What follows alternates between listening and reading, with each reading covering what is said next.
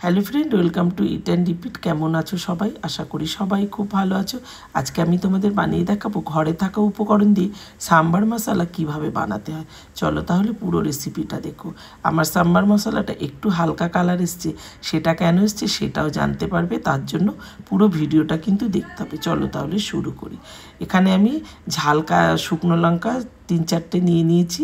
আর এখানে এটা কিন্তু ওই বোম্বাই লঙ্কা, কাশ্মীরি লঙ্কাটা, যেই লঙ্কাটা দিয়ে আচার বানানো হয় সেই লঙ্কাটা। তা সেটা একটু ভাজা করে তুলে নিলাম। তারপরেই আবারও আমি 2 চামচি মতন ধনে দিয়ে দিলাম। ধনেটা একটু বেশি দেবে। ধনেটা একটু ভাজা ভাজা হয়ে যাওয়ার পরেই একটু জায়গা করে নিলাম। তারপরে 1 চামচি মতন মৌরি দিয়েছি, 1/2 চামচি দিলাম মেথি, আর 1 চামচি দিয়েছি কালো সর্ষে। এটাকে একটু ভালোভাবে ভাজা ভাজা করে নিতে হবে। যখন দেখবে একটু সুন্দর একটা গন্ধ আসছে, তখন এই যে 1 মুঠো মতন আমি কারি পাতা দিয়ে দিলাম। কারি পাতাটা একটু যদি কাঁচা টাইপের দাও আরও ভালো হয়, তবে আমার কারি পাতাটা একটু শুকনো আছে, তবে এটাতেও গন্ধ ভালোই হয়। তা এটা একটু ভাজা ভাজা করে নিলাম। যখন দেখবে খুব সুন্দর একটা গন্ধ আসছে, তখন এইভাবে সবকটা মশলা কিন্তু আমি একটা প্লেটে নামিয়ে রাখছি। এটা ঠান্ডা হয়ে যাওয়ার পরে তারপরেই কিন্তু আমি এটাকে গুঁড়ো করব। তারপরে আবারও ফ্রাই প্যানটা বসিয়ে দিলাম। বড় চামচের 1 চামচি দিয়ে দিলাম ছোলার ডাল, 1 চামচি বিউলির ডাল, আর 1/2 চামচি দিয়ে দিলাম গোবিন্দভোগের চাল। এটাকে খুব ভালো করে ভাজা করে নিতে হবে, একটু লাল লাল করেই ভাজা করে নিতে হবে।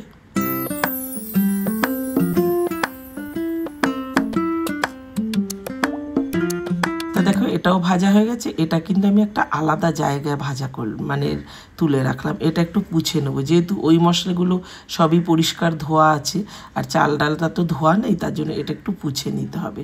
একটুখানি তেঁতুলও আমি ফ্রাই প্যানে একটু টেলে নিলাম। তা এই যে চাল ডালটা একটু আমি এই কিচেন টাওয়ালটার মধ্যে দিয়ে একটু খুব ভালোভাবে একটু পরিষ্কার করে নেব। এবার বলছি সাম্বার মশলাটা কেন এত কালার আসেনি কি বলো তো? ওই যে শুকনো যে কাশ্মীরি লঙ্কাটা হয় না, সেটা আমি অনেক খুঁজেছি গো, একদমই পাইনি। এমনকি বড় বাজারেও গেছি, সেখানেও পাইনি। সেখান থেকে এই লঙ্কাটা এনেছি। তা ওরা বলছে এটাই কাশ্মীরি লঙ্কা, তবে এটা কাশ্মীরি লঙ্কা নয়, এটা আচারি লঙ্কা। এটা দিয়ে করেছি, তার জন্য কালার একদমই সেরকম আসেনি, তবে রান্নার সময় খুব সুন্দর কালার এসছে। তার জন্য পুরোটা দেখো, সাম্বার বানানোটাও তোমাদের দেখাবো। ওদিকে চাল ডালটা একদম গুঁড়ো করে নিলাম। মিক্সিং জারটা আমার খুব বেশি বড় না তো, তাই জন্য একটু আলাদা আলাদা করেই গুঁড়ো করে নিচ্ছি।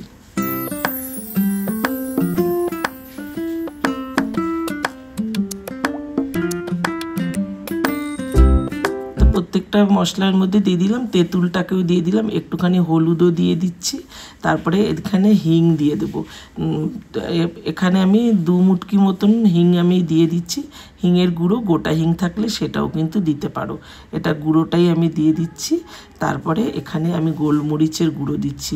গোটা গোলমরিচ থাকলে ওই মশলা ভাজার সাথেই কিছুটা দিয়ে দিতে পারো। আর যদি ঝালটা কম খেতে চাও তাহলে কম না দিলেও হবে, তবে গোলমরিচের একটা ফ্লেভার আছে তো, সুন্দর হয়। তা দেখো এই যে কালারটা এরকম এসেছে। যেহেতু আমার তেঁতুলের কালারটা একদম কালচে, যদি একটু সাদা টাইপের তেঁতুল নাও তাহলে এতটা কালচেও হবে না, তার জন্য কালারটা এতটাই ডার্ক হয়েছে মশলাটা।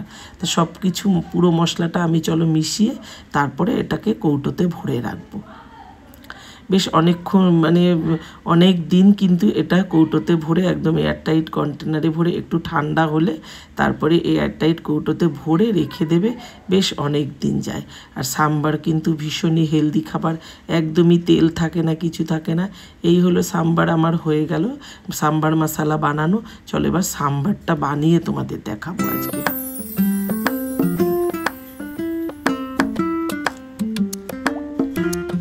ফ্রাই প্যানে দিয়ে দিচ্ছি, দেখো একদম অল্প 1/2 চামচি মতন সাদা তেল দিলাম।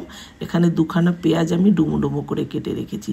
সাম্বারের মধ্যে অনেকটা সবজি কিন্তু অ্যাড করতে পারো। যাই হোক, এটা পেঁয়াজটা দেওয়ার পরে 1 চামচি, বড় চামচির 1 চামচি সাম্বার মশলাটাকে দিয়ে দিলাম। তারপরে এখানে প্রেশার কুকারে আমি গাজর আর বিনস নুন দিয়ে, একদম নুন আর জল দিয়ে সেদ্ধ করে রেখেছি, সেটাই দিয়ে দিলাম শুধু। দেখতেই পেলে কতটা হেলদি, একদমই তেল যায় না। আর সাম্বারে অনেক রকম সবজি দিতে দিতে পারো। তবে আমার ছেলে সাম্বার খেতে ভীষণ ভালোবাসে, তার জন্য ও যেহেতু এইটুকু সবজি পছন্দ করে, তাই জন্য আমি খালি এই সবজিটা দিয়েই বানালাম। তোমরা চাইলে অন্য কোনো সবজিও কিন্তু অ্যাড করতে পারো। আর এদিকে বানিয়েছিলাম ছোট ছোট সাইজের আপ্পাম মেকারে করে ইডলি, রাবা ইডলি বানিয়েছি এটা। তা আজকে একদম ডাইরেক্ট ইডলির মধ্যে সাম্বারটা দিয়ে পরিবেশনটা করব। তাতে খুব ভালো হয় কিন্তু, একদমই হেলদি ব্রেকফাস্ট। আর এই রেসিপিটা ব্রেকফাস্টে, লাঞ্চে, ডিনারে যাতে হোক খেতে পারো, খুব ভালো হবে। একদম গরম গরম এইভাবে খাবে, ভীষণই টেস্টি হয়। তাহলে কেমন লাগলো রেসিপিটা অবশ্যই কমেন্টে জানিও। যদি ভালো লাগে লাইক শেয়ার করে দিও। ইউটিউব থেকে যদি দেখো চ্যানেলটিকে সাবস্ক্রাইব করে দিও। ফেসবুক থেকে দেখলে পেজটিকে ফলো করে আমার পাশে থেকো। আর এই যে চলো, এই যে একদম কিছুক্ষণ রাখলে একদম সাম্বারটা টেনে নেয়, আরও একটু পাতলা করেও করতে পারো।